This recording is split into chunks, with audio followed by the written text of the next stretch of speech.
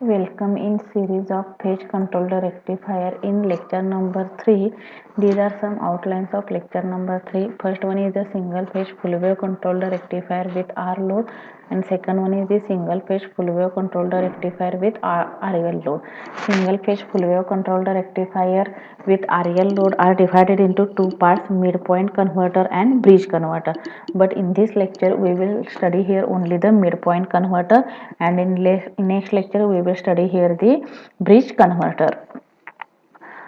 Single phase full wave controlled rectifier with R load. आपण काय केलेलं होतं, हाफ पेज कंट्रोल्ड रेक्टिफायर बघितलेले होते, with R load R L load बघितलेले होते, आणि फ्री व्हीलिंग डायोड. आता आपल्याला ह्या लेक्चरमध्ये काय स्टडी करायचं आहे, single phase full wave controlled rectifier with R load study करायचं आहे. This is the circuit diagram of single phase full wave controlled rectifier with R load. R load म्हणजे हा आर लोड असणार आहे. फोर डायोड आपण 4 SCR use केलेले आहेत, म्हणजेच काय झालं, फुल वेव्ह रेक्टिफायर झालं हे. आणि इथं आपण कोणता सप्लाय अप्लाय केला, AC सप्लाय अप्लाय केलेला आहे. म्हणून ह्या सर्किटला काय म्हणायचं, single phase full wave controlled rectifier with R load. आता ह्याचं सर्किट डायग्राम ड्रॉ केल्यानंतर कन्स्ट्रक्शन कसं लिहायचं बघा. The circuit diagram is consisting to single phase full wave controlled rectifier with R load is as shown in figure. It consists into 4 SCR T1, T2, T3 and T4 and load resistance R. Next, working. What is the इथं आता मी construction दिलं आहे. The circuit diagram is consist into 4 thyristors किंवा 4 SCR T1, T2, T3, T4, voltage source VS and load resistance RL. Voltage source VS and load resistance R here.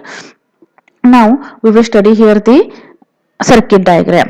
In this circuit diagram during the positive half cycle. आता इथं काय करायचं, आपल्याला AC supply apply करायचा आहे.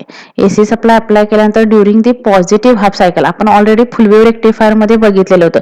During the positive half cycle SCR T1 आणि T2 काय असणार आहेत, फॉरवर्ड बायस असणार आहेत. During the negative half cycle T3 आणि T4 काय असणार आहेत, फॉरवर्ड बायस असणार आहेत.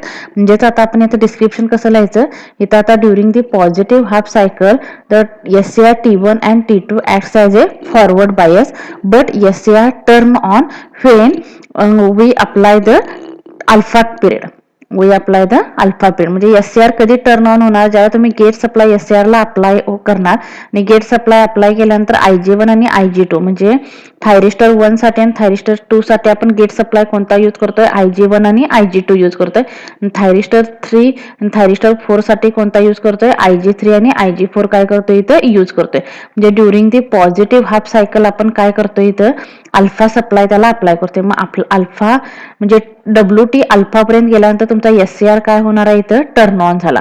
हा SCR इथं काय झाला, हा टर्न ऑन झाला. During the negative half cycle SCR काय असणार आहे, टर्न ऑफ असणार आहे. During the positive half cycle again SCR काय होणार, टर्न ऑन होणार. पण त्याला टाइम पिरियड किती लागणार आहे, पाय प्लस अल्फा लागणार आहे. इथं काय लागणार, 2π प्लस अल्फा टाइम पिरियड लागणार. इथं काय लागणार, 3π प्लस अल्फा टाइम पिरियड लागणार आहे. इथं किती लागणार, पाय प्लस अल्फा टाइम पिरियड लागणार आहे. आता during the negative half cycle thyristor T3 and T4 acts as a forward bias, but these thyristors turn on when omega T is equal to alpha. हे पण थायरिस्टर कधी turn on होणार आहे, ज्यावेळेला omega T is equal to alpha apply केल्यानंतर thyristor हे काय होणार आहेत, टर्न ऑन होणार आहेत. आणि हे थायरिस्टर टर्न ऑन झाल्यानंतर व्होल्टेज अक्रॉस VT1 आणि VT2 हे ह्या पद्धतीने असणार आहे. म्हणजे त्याचं ग्राफिकल रिप्रेझेंटेशन ह्या पद्धतीने असणार आहे, आणि VT3 आणि VT4चं ग्राफिकल रिप्रेझेंटेशन ह्या पद्धतीने असणार आहे.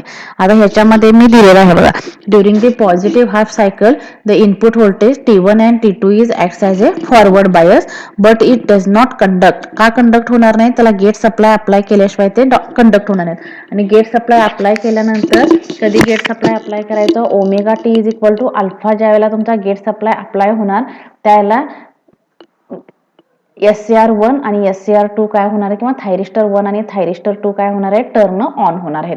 when T1 T2 is on, the input voltage is applied to the load voltage through the path VS T1 load T2 आणि VS. म्हणजे ह्याचा असा पाथ असणार आहे, T1 लोड T2 आणि VS चा असा ह्या पद्धतीने असा पाथ असणार आहे. म्हणजे असा पाथ असणार आहे त्या सर्किटचा. या पद्धतीने हा काय असणार आहे, असा पाथ असणार आहे ह्या सर्किट डायग्रामचा. नेक्स्ट आता during the negative half cycle during the negative half cycle आता तुम्ही काय करणार आहे, during the negative half cycle T3 and T4 is acts as a forward bias, then T1 and T2 is acts as a reverse bias. मग T3 आणि T4 ला gate supply किती apply करायला, पाय प्लस अल्फा अप्लाय केल्यानंतर T3 आणि T4 काय होणार आहे, टर्न ऑन होणार आहेत आणि त्याचा पाथ कसा असणार आहे, VS T3 T4 load T4 VS, जे त्याचा पाथ ह्या पद्धतीने असणार आहे. म्हणजे इथून तुमचा स्टार्ट होणार आहे, त्यानंतर T3 ला अप्लाय होणार, T3 ला अप्लाय केल्यानंतर R load to T4 to VS ला इथं सप्लाय काय होणार आहे, अप्लाय होणार आहे. Here the load is received during the both the half cycle. काल बोथ दी हाफ सायकलला लोड अप्लाय होणार आहे कारण की हा फुल वेव्ह रेक्टिफायर आहे, त्यामुळे दोन्हीला पण पॉझिटिव्हला पण इथं लोड अवेलेबल असणार आहे, निगेटिव्हला पण इथं लोड काय असणार आहे, अवेलेबल असणार आहे. The waveform of input voltage, gate current, output current, voltage across thyristor, this is the all this waveform. These are the voltage across thyristors. Now single phase full wave controlled rectifier with RL load. आता आपल्याला काय study करायचं आहे, RL load काय करायचं आहे, study करायचं आहे. मग इथं मिड पॉईंट कन्व्हर्टर साठी आपण कोणता ट्रान्सफॉर्मर यूज केलेला आहे, सेंटर टाइप ट्रान्सफॉर्मर यूज केलेला आहे. This is the circuit diagram of mid point converter. आता मिड पॉईंट कन्व्हर्टर मध्ये इथं RL load, this circuit diagram is consist into two transistor T1 and T2, center type transformer, and in center type transformer load is connected to the center type transformer here. म्हणून इथं काय description कसं असणार आहे, the circuit is consist of two thyristors T1 T2, centre type transformer, voltage source VS and load resistance RL during the positive half cycle. आता इथं काय असणार आहे, during the positive half cycle. इथं आता शॉर्टकट मध्ये सांगते, during the positive half cycle मध्ये काय होणार आहे, कोणता थायरिस्टर टर्न ऑन असणार आहे, during the positive half cycle. इथं ड्युरिंग दी पॉझिटिव्ह हाफ सायकलला काय होणार आहे, थायरिस्टर T1 काय असणार आहे, ऑन होणार आहे आणि थायरिस्टर T2 काय असणार आहे, ऑफ असणार आहे, कारण की हे पॉझिटिव्ह असणार आहे, हे निगेटिव्ह असणार आहे.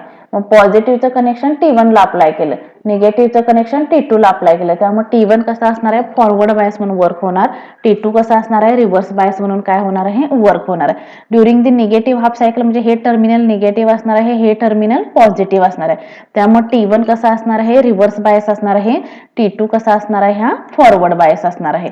त्यामुळे कसं असणार आहे, during the positive half cycle input voltage the thyristor T1 is forward bias and it does not conduct until a gate signal is applied. म्हणजे थायरिस्टर टर्न ऑन होत नाही. का टर्न ऑन होत नाही, थायरिस्टरला तुम्ही सप्लाय गेट सप्लाय अप्लाय केल्याशिवाय थायरिस्टर काय होत नाही, टर्न ऑन होत नाही.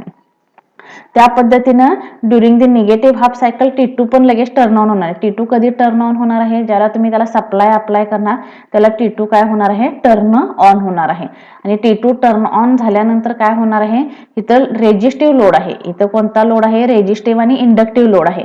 आणि रेजिस्टिव्ह आणि इंडक्टिव्ह लोड असल्यामुळं इथं तुमचा जो इंडक्टिव्ह लोड असल्यामुळे काय होणार आहे, जी वेवफॉर्म असणार आहे आउटपुट व्होल्टेज अक्रॉस, ही थोडीशी काय होते, खाली म्हणजे प्रोसेसमध्ये वर्क होते, म्हणजे अंटिल डाऊन पण ही हे कशामुळे तयार झालेला आहे, हा पार्ट कशामुळे तयार झालेला आहे, इंडक्टिव्ह लोडमुळे. हा पार्ट कशाने तयार झालेला आहे, इंडक्टिव्ह लोडमुळे. म्हणून इथं रायटअप दिलेलं आहे बघा, काय रायटअप दिलेलं आहे, the current through the inductor begins decay to 0 and T1 conducts for a small duration in negative half cycle.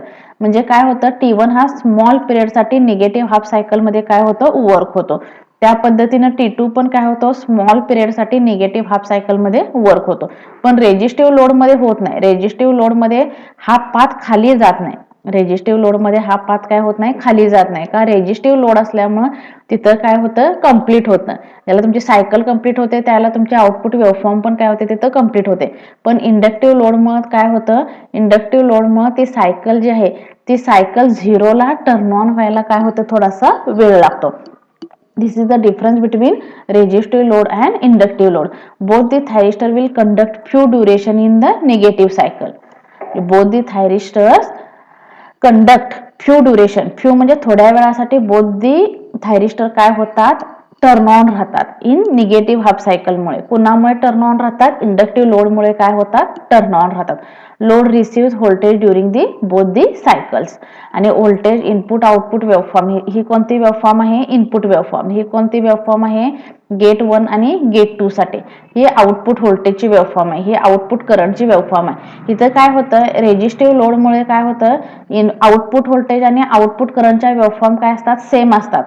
काय असतात, थोडासा आउटपुट करंटची वेव्हफॉर्म थोडीशी कमी दाखवायची अँप्लिट्यूडनं, पण ह्या दोन्हीचं ग्राफिकल रिप्रेझेंटेशन काय असतं, सेम असतं.